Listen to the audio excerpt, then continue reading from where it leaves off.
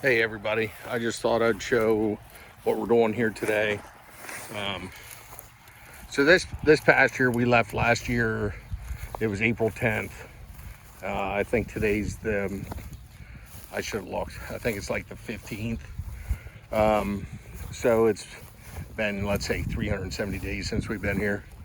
Um, uh, what we did last year, doing the same thing this year as we did last year. We put two big square bells out. To try to extend the grazing season a little bit and just get them used to being transitioned to the greener grass. Kim's down off the bank here. That's where they were. We got 10 days out of that. This one's a bigger field. She's saying 2 weeks. And what I should say, also it has a 10 days more of growth on it. I mean, this grass here's, I don't know, 18 inches. Again, this is mostly a brome grass field. Couple of the reasons it's that tall is one, it's been over a year since it's been grazed, and two, brome is probably the earliest, least non-native grass that you can have that comes out of the ground in the spring. We have some orchard grass and some fescue fields that now again they didn't have an entire year, but even let's say they have brome mixed in them. The brome is easily 6 inches taller than, let's say, an orchard or a fescue. So that is the one nice thing with these brome fields. You can get on them pretty early. Again, we give them a long time, big long rest, but you can definitely get on these pretty early. The other nice thing with brome is it has rhizomes in it, so when you tear it up, it kind of spreads more. Not saying you just want to beat the guts out of it, but those are some advantages to it. Disadvantages is the regrowth is horrible in the summer. So brome in our area is normally a single cutting. If you're lucky, you might get a second cutting. Where orchard and fescue, you're talking 3-4 cuttings. So that's a little bit of the difference with them. So we're taking off like some of the spring growth before it gets mature.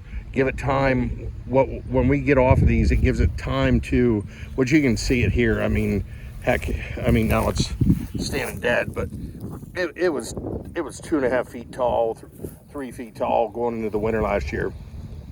The other advantage of leaving your pasture stand, there's disadvantages, don't get me wrong, you can get weed encroachment. Normally, like woody, you'll get trees and stuff in. So that's why Kim's mowing this year. We did not mow actually last year. But she's making sure that all the like the woody species and multiple fluoros and everything, that'll take them out. So we mow this like every other year. But the advantages of leaving it rest is you can get out on them earlier in the spring. The disadvantages, again, like I said, you could get some weed encroachment, things like that. And also when you let them rest that long, with it being a brome field, it's hard to get it, let's say, if you want other species to start coming in, you need to come in through the summer and start beating that brome back. You kind of abuse it a little bit so that some of your other cool season, warm season grasses, some clovers can come in. I don't know if you can see here that like this is pretty thick. I mean, now the brown you see is just dead brome, but I mean the whole way through there. So it's hard for anything to come up through that brome to kind of give you some diversity in your fields. Again, I'm not going to knock it because I was trying to get diversity in here. Now how we use it, I kind of like it.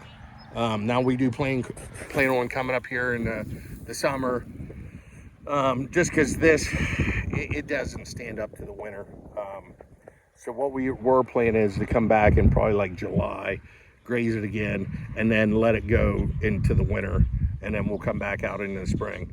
Hopefully we have it jumps out of the ground again in the spring. You're not going to have the brown here, but we'll throw some bales out and help give them some fiber with the newer grass. Again, hopefully. What might happen is by us grazing it there, it doesn't jump out of the ground because your roots aren't as deep and you just don't have all the roots in the ground for your grass to come back up that quickly in the spring. Like I said, even at the house, we have brome in them, some meadow brome, some regular brome, and it's not this tall. I think it was grazed, that field that I know there's brome in it, and like I said, I think it was grazed probably in like July. And now it's probably 4 inches shorter, but still in the spring of the year when you need to get off of a field and get on some green pasture, or you're at least hoping to, that extra 4 inches helps a lot. You definitely don't want to, the thing that we're learning is do not get on your pastures too early.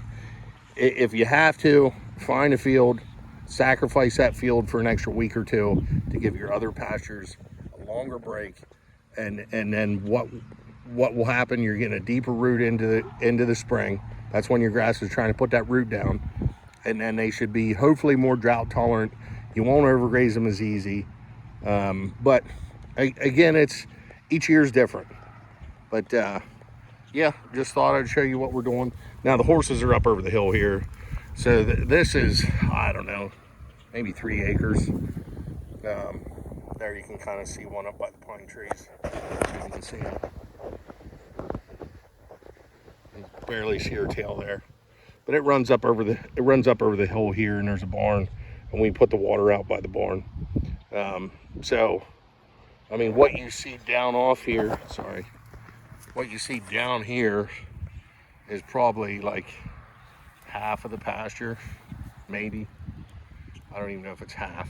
It's probably a quarter actually, what you can see right here, because it runs up and then it levels off, and out the top there it runs back a good ways. And like I said, we got these 2 bales that'll extend the grazing period here, plus put some nutrients back on these fields. But I won't keep you guys anymore. Talk to you later.